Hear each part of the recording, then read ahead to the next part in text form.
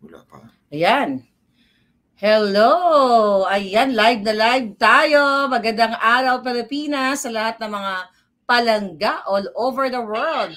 Ayan, so magkasama na naman kami ni Attorney Glenn Chong para sa bonggang mga pasabog. Okay? So Attorney Glenn, kumusta na? Naging busy ka, nung nakaraan na masyal tayo. Like after yung busy day mo dahil ang dami mong misyon. Ano ba ang mission 2 natin? Pakipaliwanag kasi excited sila sa iyo dahil dahil nga sa nangyaring pag-invite sa iyo dito ng One American News para maging later on magtestigo. Yeah. So ano mission 2? Anong eksena? Unang-una, Ate Claire, thank you for sharing the time with me para dito sa ating mga kababayan. Mga kababayan, magandang hapon po sa inyong lahat dyan sa Pilipinas. And dito sa Amerika, magandang gabi po sa inyo. And elsewhere, magandang araw po sa inyo. And thank you for watching this video. Mahalaga po ito. Pag-usapan natin kasi kung, di ba, sino ba yung magsabi sa akin? Gusto ko juicy. Juicy, yes. Juicy. Actually, nakakatuwa kasi mga kababayan, madalas, di ba, sa Zoom, lang tayo, online lang, Zoom, hindi ko nahahawakan ang aking Attorney Glenn Chong. At by the way, na-excite yung ating mga palangga dyan sa ating lab team. mga ex-exa na namin. But anyway, seryoso po yung pag-uusapan namin. Yes, Attorney Glenn, so ang dami talagang nabulabog sa iyong revelasyon. I'm sure si Lisa isa doon. Yes. Number 1 na and also, na-pick up na rin ng mainstream media, and that's good. Ng GMA News. Thank you, GMA News. Maraming salamat sa GMA News. Dave. Kay Dave. Yeah, Dave, thank you. At least na-cover nyo ito. So, ano yung feeling mo ngayon? Kasi, by the way, we are 100,000 views sa YouTube. Diba? So, anong feeling mo ngayon na yung mga tao, sabi ko nga nung nakaraang interview natin, ay umaayon yung tama sa atin? Ito mga kababayan, these are the behind the scenes. Okay, these are the behind the scenes. But before we go that, dito muna tayo sa mission 2. Mission 2, yan yung tinanong ko kanina. We can clear that up together. So, actually, yung pagpunta ko po namin sa Amerika, aside from yung sa OAN, One American News, may kliyente din po ako na inatasan ako. Actually, ni-request niya na kung pwede ibili siya ng software and a few hardware para po doon sa kanyang radio and TV station sa probinsya. Okay. These are very good friends, family friends of mine. And then sabi na, pwede ba isama muna kami dyan? Because anyway, para maka-save ng gastos. So sila yung nag-contact ng software firm doon sa Houston. Okay. And also here in California, kaya kung kikita po rin yung mga kababayan, hindi po ako nagpo-post ng araw kahapon at kanina, because I was there. Nagpapademo po kami doon sa software ng radio and TV broadcasting ng kaibigan ko doon sa probinsya, sa Manila, sa Pilipinas, para ma-finalize po namin yung kontrata by Monday kasi sa Sunday bukas dito sa Amerika, walang office. So we have to wait until Monday para mapirmahan po namin yung kontrata. We can bring the software with us and a few hardware para pag-uwi. Kung makikita mo, may isang extra baggage. I know. May isang luggage, di ba? Oo, tatlo lang to eh. Ngayon, apat na. Because nag-procure kami ng isang luggage para sa software and a few hardware that we need to bring back to Manila. So yun yung mission 2. I hope okay na yung mission 2. But on the other hand, I need to be on standby also kasi kung may problema pa sa Houston, at least nandito pa ako. Yes. By Monday. Kasi ang yung declaration ko po, and we will release the declaration once I get permission from the lawyers of OAN, yung One American News. Kasi witness lang po ako rito, hindi po ako ang abogado. Although I collaborated with the best and the brightest lawyers there in Houston, Texas. Itong law firm na to, JW Jackson and Jackson Walker. 135 years. 18th century pa to, 19th century. 1800 kasi 135 years old na nga po sila. So, I thought it best na I'll stay a few days kasi kung may problema, they still need to get my statement o idadagdag pa, andito pa ako sa California. It's just 3 hours away by plane to Houston. Kaysa nakauwi na ako ng Pilipinas, sasakay na naman ako 13 hours, 11 hours na naman, tapos plus 4 hours and a half na naman. Tapos mahaba pa yung pila sa immigration. So, I thought it best, sige, gawin ko tong mission to para pag-uwi ko, may madala ako doon sa aking kliyente. And then, precisely, that's our main purpose actually. And then, at least kung may problema, I can still fly there and then come back on time to return to Manila. So yun yung pong mission 2, mga kababayan. Almost accomplished na yan by Monday. By Monday, magpipirmahan kami ng kontrata, and then yung collaboration ng radio and TV broadcasting ng kaibigan ko sa probinsya with this US firm. So yun yung mission 2. So going to your question kanina, what was that? My question, ano yung feeling mo now na 100,000 views na yung first interview natin dun nga sa pagtitestigo mo, and now maraming mga kababayan natin na nagsasabi sa iyo na Attorney Glenn, mag-ingat ka dahil hindi biro yung ginagawa mo, even before naman alam natin. Ano yung feeling mo na Attorney Glenn na talaga mas madami yung naniniwala sa laban mo ngayon dahil nakarating na nga dito sa Amerika? Yun nga ang gusto kong ipaabot sa ating mga kababayan. Ako po yung nagpapasalamat sa inyo, especially those who, yung mga naniwala sa akin mula pa noon, mula pa noong 2010, at hindi nagsawa, has always been there for me. I also always been there for this advocacy up until today. And today, pinakita natin, especially those na hindi naniniwala, yung mga trolls, of course, let's discount them. Walang kwenta yung mga utak ng mga trolls na yan because bayad sila. Wala sa puso nila ang kapakanan ng bawat Pilipino. Ang tinitingnan nila, paano sila makakuha ng pagkain sa susunod na kainan. So, anintindihin natin yung mga trolls na ganyan, nabubuhay sila dyan dahil sa pangangailangan o sa bisyo na kaya niyang tugunan. But for us, na kaya nating mabuhay na hindi galing sa pera ni Lisa Marcos o hindi galing sa pera pinagnanakaw ng mga politiko, we band together, we work together, we fight together kasi it's our future that is at stake. So, pinapakita ko po sa inyo lahat ng sambayan ng Pilipino na if you continue to fight, I fought even not knowing what will happen in the future. I started fighting in 2010. Kasama kami ni Ate Claire along the way. We stuck together until today, until we show to the world na we are ready to testify in the US courts. We are ready to prove na ito yung ginagawa ng Smartmatic sa Pilipinas. Nabasa ko nga ang depensa ng Smartmatic dito sa balita ng GMA News. GMA Integrated News, yung di ba in-interview tayo ni Dave kahapon. Ang sagot ng Smartmatic, hindi kami pwedeng magsalita tungkol sa mga kasong sinampa namin sa Amerika. Pero yung mga pinagsasabi ni Glenn Chong, ang binabato nila random manual audit.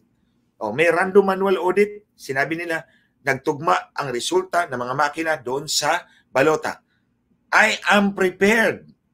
Ulitin ko sa inyong harap mga kababayan, I am prepared to demolish that argument ng Smartmatic in the US courts, dito sa Korte sa Amerika. Sige, i-present nyo yan, Smartmatic. I challenge you. Harapin nyo ako in the Court of Law in the United States. Anyway, kayo naman ang unang nagkaso sa One American News. Nagkataon lang, nahanap nila ako. And I am willing to defend them, to defend the interest of my country and our people. Sige, eto, nakikinig din naman kayo, Smartmatic. Bring it on. Ilatag nyo yan doon sa korte. Huwag nyo i-oppose yung declaration ko. Harap-harapan, haharapin ko kayo doon. Dito sa Korte sa Amerika. Ilatag nyo yung depensa ninyo. Ilatag nyo yung resulta ng random manual audit nyo. Isa-isahin ko, gigibain ko yan with proof. Hindi ako magdala ng isang maleta rito kung wala akong ebidensya laban sa inyo. True. Attorney Glenn, so bakit kailangang bigyan natin ng warning itong si Liza na kung saan nakipagsabwatan sa Smartmatic? That's a very good question. Ito na yung juicy part, mga kababayan. Yes. Gurgurin na talaga ako nito ni Smartmatic. Pagkasal po natin si Attorney Glenn Chong dahil grabe. Tumatawa lang kami dito pero seryoso po. Talagang... ito muna mga kababayan ha. I'll just give you the inside story nitong O, ito, isa pang juicy part. Ang daming juicy actually, kaya keep Then, sharing and mag-react lang kayo dyan. Makinig ka, Lisa. Makinig ka, Lisa, because even if you are very powerful right at this moment, sa iyo ang lahat ng kapangyarihan, sa iyo lang lahat ng pera. All that we have, wala kaming ibang kakapitan kundi ang Diyos lamang. You will not stand against our God. Ito, tingnan mo. Mga kababayan, wala akong balak pumunta ng Amerika. Matagal na akong kinulit ng kaibigan ko. Mag-apply ka na ng visa. Kailangan kang pumunta ng Amerika because nakikita ko pupunta ka doon one of these days. Yun yung sinabi niya, pinagdarasal kita na umabot ka sa Amerika para magkaroon ng breakthrough yung pakikipaglaban mo for the last 14 years. June pa yun. She can come out here, she can tell you na yan ang mga pinagsasabi ko kay Glenn Chong, pinagdarasal ko yan. Na umabot ka sa Amerika para magka-breakthrough yung kaso natin dito laban sa Smartmatic. Pero hindi ko siya, kinulit niya ako ng kinulit, pero binaliwala ko siya hanggang umabot nung October, nung nagka-communicate kami ni, pangalanan na natin, sa Attorney Charles Babcock. Siya yung abogado ni Charles Babcock, Chip Babcock. Siya yung abogado ni Oprah Winfrey doon sa isang kaso niya, celebrated case. Nagkausap kami, and then sabi niya, "Hi, we need you to be here by October." The last week of October, sabi ko, hindi po pwede kasi wala pa akong visa. Mag-renew pa ako ng visa ko. And we know naman na matagal yung pag-renew ng visa, mag-apply ng visa. But even so, alam nito, nakuha namin yung visa namin in 2 weeks time. That's a miracle by itself. That's a miracle by itself. Tapos ito, mga kababayan, tao din lang ako. Nagtatampo din ako sa Diyos. Tapos sabi ko sa kanya, nagtampo ako noon because ayaw ko nga pumunta rito. It was really against my will. Pero things were conspiring na mapunta ako doon. Yung passport, yung visa nga lang eh. Dapat months yun eh. Months ang backlog because I have a friend, June pa siya nag-apply. Interview niya, February next year. Wow. Oo, June pa siya nag-apply this year. Tapos next year pa, February next year ang kanyang interview. So kami napasok within 2 weeks. 2 weeks. So God's will talaga. Nagtampo ako noon sa Diyos kasi meron akong hiningi, hindi pa naman niya binigay. So sabi, nagtampo ako, sabi ko ayoko nang pumunta doon, magastos, ganito, ganyan. Tapos sabi ko, nag-text sa akin yung courier, your visa and your passport will be delivered to you. Kung wala ka, you have to receive it personally. Kung wala ka, mag-execute ka ng authorization, ID mo, ID nang tatanggap. Sabi ko, oh Lord, hindi ko gagawin to ha. I will not do it. Bahala na. Suli mo na lang yan sa US Embassy yung passport ko. Sabi ko, Lord, bahala ka na. Ayoko na. Nagtampo na ako sa Diyos. Tapos, hearing ng kaso ni Richard that morning, hindi talaga gumawa ng authorization. Hindi ako nag-leave ng ID. Pumunta ako sa korte. Tapos after ng court hearing, may meeting ako kay former Congressman Jing Paras. Jing Paras, Hi, Jing! Si Congressman Jing Paras ang ka-meeting ko. So, siyempre naman, ayoko namang mag-meeting doon. Naka-korbata ako, naka-Amerikana ako, overdressed naman ako. So, kilala ko naman si Kong Jing. So, sabi ko, uwi muna tayo, mag-change clothes ako. Biro mo mga kababayan, within 10 minutes pag-uwi ko, nag-ring yung doorbell. Pagbukas ko, si LBC. Dala-dala yung visa at yung passport. Sabi ko, my God. Sabi ko nga, ayoko gumawa ng authorization kasi ang sa akin, sulit mo na lang yan doon sa US Embassy. Ayoko na. And then, all of a sudden, pag uwi ko, nandun si LBC, nag-deliver. So, then, the next week, eto na, nag-arrange na ng ticket. Naggawa ako ng summary. Iniisa-isa ko yung lahat ng mga information documents. Lahat ng documents, kinulit ko na, inayos ko na. But it took me some time kasi di ba maghanap ka, 3 years yun eh. At 14 years yun eh. So hanap ako ng bawat file ng computer ko. Tapos minsan, hindi pa ako natapos. Pero palapit na yung December 3, yung paalis. Hindi pa ako natapos. So natulog ako ng 1:00. Naku po, 2:00. 2:00, gising na ako. Dilat na yung mata ko. Hindi ka naman nagpolboron yan. Hindi ako nagpolboron. Minsan sa buhay ko, hindi ko natikman yan. Kahit yung pulbos. So, galit na ako. Alam mo naman sa bahay, maraming multo. Kung pwede ito magkwentuhan dyan, Yeah. mga kababayan. Sa bahay namin, may multong babaeng nakaputi, may babaeng nakaitim, may bata, may lalaki, may matandang babae. Maraming multo sa bahay namin. Walang sawang So, multo? 2:30, hindi pa ako makatulog. Alas 2:30 ng umaga, hindi pa ako makatulog. Sabi ko, tangina na to. So, grudgingly, I went down. Yeah. I summoned all the courage. Sabi ko, bahala na ako, may multo dyan. I went down. I went to my home office, nasa baba. Pinalight ko lahat ng ilaw, pababa. Sabi ko, bahala na to. Then, pag upo ko, may picture ako ni Jesus. Doon, nag-rant na naman ako sa kanya. O, anong gusto mo? Ay, hindi mo na ako pinapatulog. Ganito, ganyan. I was really ranting. Then, all of a sudden, nawala na yung galit Dahil ko. nakakapagod yung laban, sa totoo lang. Then, nag-type na ako. By 7 o'clock, natapos ko lahat yun. Lahat ng kailangan. Lahat ng kailangan natapos ko. Then, lumingon ako sa Diyos. Sabi ko, I understand. I understand, ginising mo ako. 1 oras lang tulog ko, okay lang. So, natapos ko. Tapos pagka, a few hours later, tumawag na yung kompleto ng ticket mo. Andito na lahat. That's Sabi good. ko, okay. Yung pala yun. Kaya mo pala ako ginising ng 1 oras lang ang tulog ko. Kasi yung ticket ko at everything is ready by that morning. So, kailangan kong tapusin lahat. Ay, natapos po talaga ako. So, I understood. So, I know already. Sabi ko, no, I will not. Sabi ko, okay, Lord, I understand what you want me to do. So, hindi na ako magre-reklamo because the writing is on the wall. It's clear to me. So, yun yung inside story, mga kababayan, na ayaw ko talagang pumunta because alam ko marami na naman akong gagawin, magastos, so even on my part.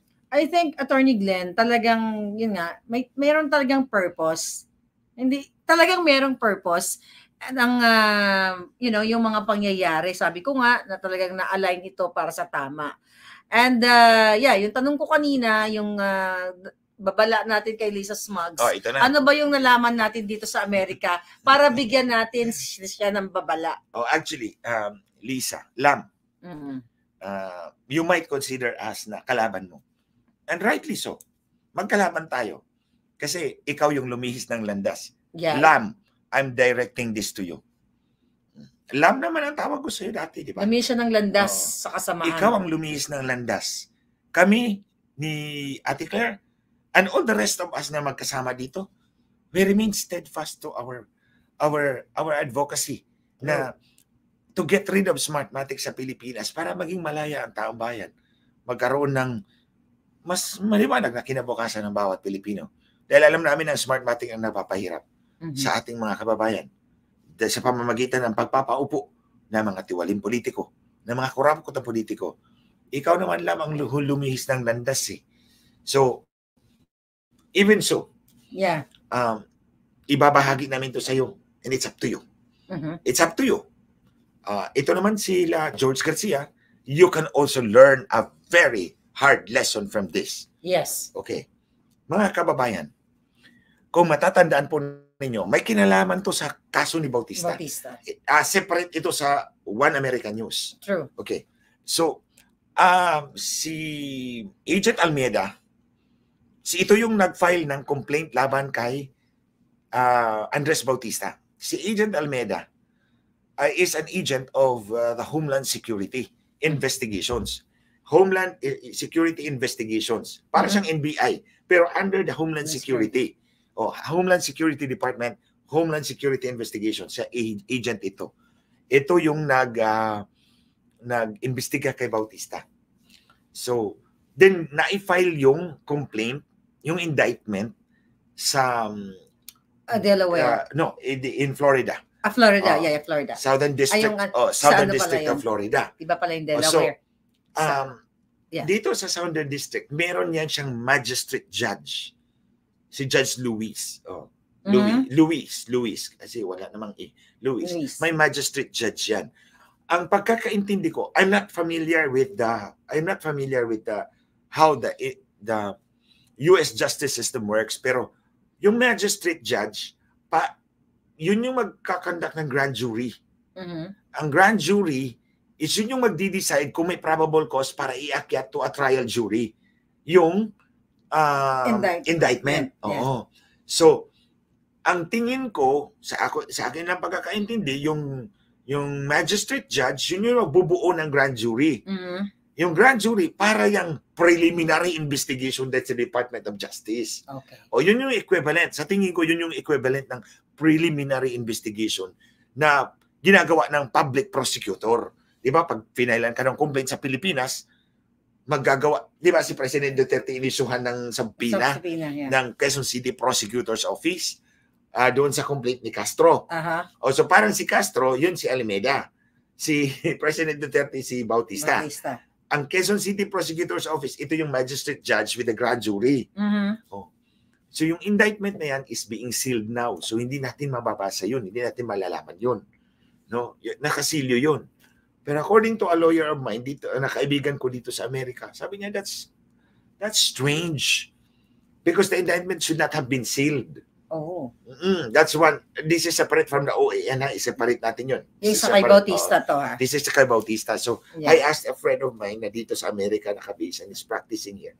Ang sabi niya, I'm wondering why nakasilyo yung indictment ni Bautista. It should not have been sealed. So, pag sinabi mong sealed, we cannot read it. Yeah. Okay, but based sa aking mga tanong-tanong, meron akong natanong na no, this is outside the part dito na to sa Mission 2. Mission 2. Tapos na yung Mission 1 Sa Mission 2, aside from the software and the hardware, may sideline din ako ditong tinanong na dating empleyado ng Smartmatic. Dating empleyado ng Smartmatic, nung kumalas siya sa Smartmatic, hinaras siya na itong mga may-ari ng Smartmatic at sabi nga niya, these are really bad guys. So be careful. Be careful. These are really bad guys. So along the 2 days na nag-mission ako dito, may mission A, mission 2A, mission 2B. Meron pa isang mission 2C. Yeah. So ito yung nahagilap ko na information dito sa kaso ni Bautista. Kung kikita ninyo sa balita, mga kababayan, kahit i-research ninyo ngayon, Lisa, Lam, i-research mo. Ay, meron ka mga tao dyan, pa-research mo. Meron ka maraming tao, pa-research mo. Ang pinangalanan sa sealed indictment, bago na silyo yung indictment, may mga pinangalanan doon na mga conspirators ni Bautista. Si Bautista ang kinasuhan for conspiracy, bribery, and money laundering. Money laundering, yeah. Makikita niyo dito. Doon, may Company 1, Company 2, Company 3, Company 4, and Vendor A, President, Company 1 officer, Company 1 office or Company Officer 1, 2, 3, and 4. 4 yun. So hindi lang si Bautista, meron bang conspiracy na walang ka-conspirator? Yeah. Di ba? Mga kababayan, wala pong conspiracy kung wala kang, for example, kami ni Ate Claire, pwede kaming maging dalawang conspirators. Kasi conspiracy is an agreement in secret. Conspiracy is an agreement in secret. Nagkasabuatan kayong dalawa. Hindi pwedeng conspiracy na ako lang sarili ko. Loko-loko na siguro ako dito. No, naloko na rin yung mga prosecutor. Yeah. Naloko na rin yung prosecutor. Kakasuhan ako ng conspiracy na ako lang. Walang conspiracy na ikaw lang mag-isa. Wala kang kasabwat. Yeah. Wala kang kasabwat. So kapag sinabing conspiracy, may kasabwat ka. Yeah. So at least 2. At least 2 kasi pwede namang kaming 4 dito sa room. Maging conspirators lahat. So hindi pwedeng ikaw lang. So looking at the case of Bautista, hindi pwedeng si Bautista lang ang nakakommit ng conspiracy. True. Sino ka-conspiracy? Ang multo. Multo. Yung multo. Naloko na ang prosecutor. Naloko na ang grand jury. Naloko na ang magistrate. Yeah. Ang grand magistrate. Hindi yan. May kaksabwat yan. And true enough, I suppose, nabasa naman natin to, mayroong Company 1. Ang Company 1, yun yung SGO. Smartmatic na England. Company 1. SGO Limited. Ito yung holding firm nila na nakabase sa United Kingdom. Company 2. Si Company 2, ito yung Smartmatic International. Company 3, malamang Smartmatic BV, yung nasa Netherlands. Then Company 4, ito yon si Smartmatic TIM. Yun na yung nagbid dyan sa Pilipinas. Yung TIM. Oo. So, Mm. Company 1, sigurado ako si SGO Holdings yan. SGO Limited. Then Smartmatic International, Smartmatic US. Kung hindi si BV sa Netherlands, si US yan. Mas malamang si US. Then, pang-apat sigurado ako si Smartmatic TIM. Then yung vendor A President 1, Jaltec, presidente ng Jaltec yan. Oh, yung Company 1 officer, si Piñate yan. Si Roger Alejandro Piñate Martinez. Yung nakipag, kay Lisa. Yung nakipag-meeting kay Lisa Marcos. Yung Company 2, Company officer 2, si Antonio Mojica yan. Yeah. Yung 3 at 4, di ako sure kung si Herrera yan. Basta may 4 na officer ng Smartmatic, 4 na kumpanya ng Smartmatic. Ito yung mga kasabwat at isang kumpanya sa Taiwan. Ito yung Jaltec. Ito yung na-link kay Bautista. Ito yung silang lahat ang na-link kay Bautista. Kaya nga, sinabi natin mga kabayo, walang conspiracy ng isang tao. Sino ba kakonspirasi mo? Ang multo. Yeah. Wala namang maniniwala sa'yo dyan. Kung yan yung kaso mo, i-dismiss yan.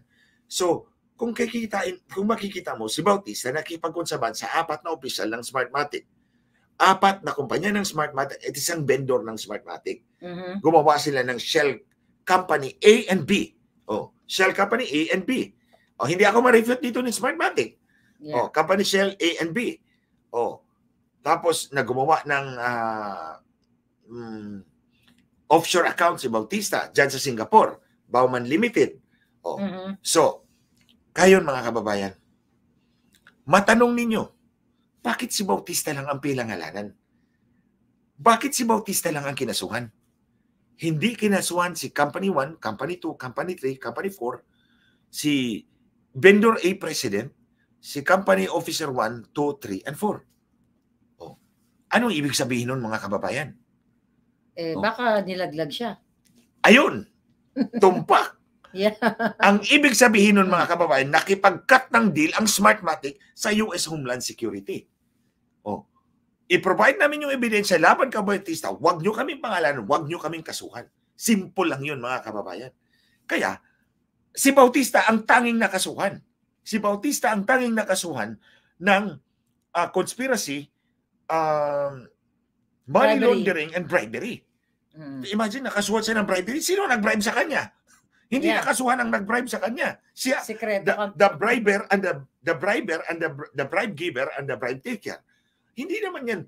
Don't tell me, ang nag-bribe kay Bautista, multo ni Marilyn Monroe. Meron dito. Meron dito. Meron dito sa hotel. Ang multo ni Marilyn Monroe, ang nagbigay ng bribe kay Bautista, hindi pwede yun. So kaya dapat kabakabahan na to si Liza.